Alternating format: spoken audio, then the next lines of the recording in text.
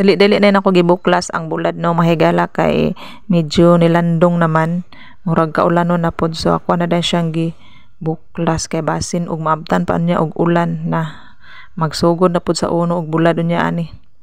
So kini day nga bulad no mahigala kay dili ni ako ang bulad gisugo ra ko ani og pabuklas. Sa ako ani siyang magulang. So naman siya lakaw so ako mo iyahang gisugo ani nga magbuklas kung naanay ulan gadulong. So kini nga bulad manghigala no kay dili ni siya parat. Insakto lang ang kaparat ani niya gamay ra man kay ni siya asin. Dili ni siya parehas sa merkado no nga medyo parat jud nang ilahang mga baligya diha kay para maguna dugay jud madaot. So kini siya manghigala kay gamay ra kay ni siya asin gibutang ani. So mao ni siya nga ato ang lutoon karon para sa panihapon. Panihapon namo mahigala. So lami kay ni siya nga bulad. O tanawan niya mahigala di ba? Insakto jud siya kay pagkabulad uga kayo nga tuang bulad o tanawa. Oh. Kay kaganina pa ni siyang buntag mga alas 7:30 siguro taman karon mga alas 2 sa hapon.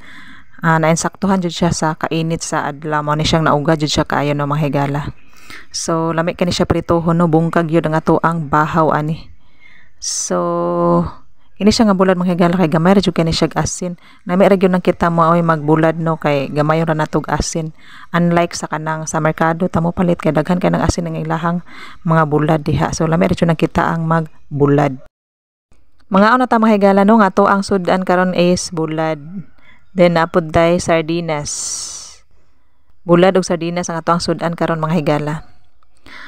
Pinubri nga sudan pero mabusog ang ato ang tiyan. So katong hilig kay mo kaon dihag bulad din sardinas no. So dali mga unta ninyo. Bahala og pinubre nga ato ang sudan no basta kay mabusog ang ato ang tiyan.